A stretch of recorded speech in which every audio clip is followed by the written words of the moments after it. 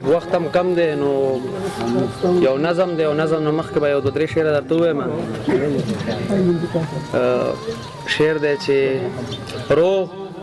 روغه نه کړي لیونیه لیوني خفه دي،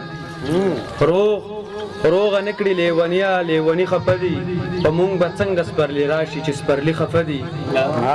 او بل شعر دی پکې چې د قبرونو خلکو په کورونو کې مو څه حال دی، د قبرونو خلکو په کورونو کې مو څه حال دی، د وطنونو خلک ټول در پسې مري خفه دي.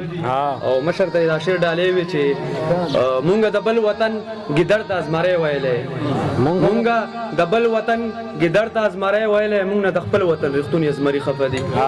ډېر ښه دی. دا نظم به ویم، د نظم نوم دی لیکوال او یو پیغام دی ارشاد. خاطر به نه درنه ارشاد.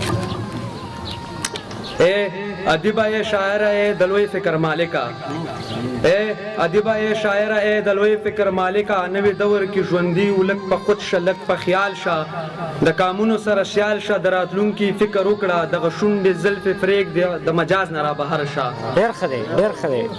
د لیلا کیسې زړې شوې دې انداز نه را بهر شه، د مجنون مینه په خپل ځای خو د وخت تقاضا څه ده. د لیلا کیسې زړې شوې دې انداز نه را بهر شه، د مجنون مینه په خپل ځای خو د وخت تقاضا څه ده.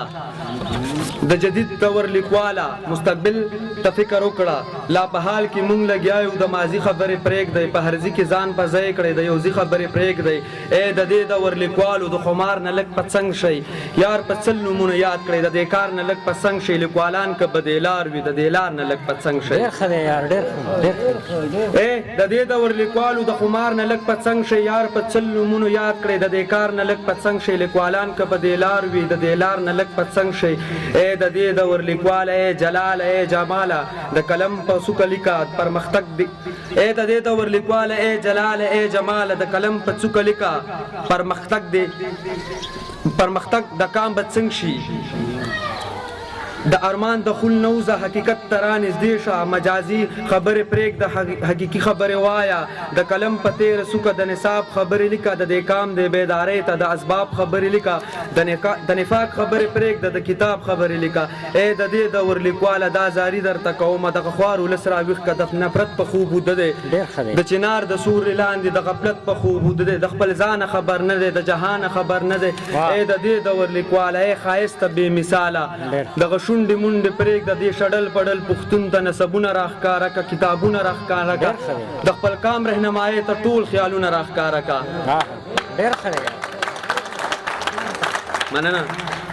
ای د دې دور لیکواله ای ښایسته بې مثاله، دغه شونډې مونډې پرېږده، دې شډل پډل پښتون ته نسبونه راښکاره که، کتابونه راښکاره که، د خپل قام رهنمایۍ ته ټول خیالونه راښکاره که، خپل پردي ورته به ګوته نښانونه راښکاره که، د کامونو ګټه څه ده منزلونه راښکاره که، او دا کوم چې رانه ورک دي دا کامونه راښکاره که. ای د دې دور لیکواله ای د دې دور شاعره، ته به هله لوی شاعر شي، ته به هله لوی لیکوال شي چې د کام غمونه وخورې ځان ولس جانان کړي. ای د دې دور لیکواله ته به هله لوی شاعر شي چې دا ټول پښتون بیدار شي، چې دا ټول پښتون بیدار شي، چې دا ای د دې دور لیکواله ته به هله لوی شاعر شي چې دا ټول پښتون بیدار شي، دا بې لارې ټول په لار شي، د کامونو سره سیال شي، په نړۍ کې بې مثال شي، ته زما د کام رڼای مونږ ړانده یو ته بینای. ای د دې عصر لیکواله د کام سترګې د کام لاله، د کام سترګې د کام لاله.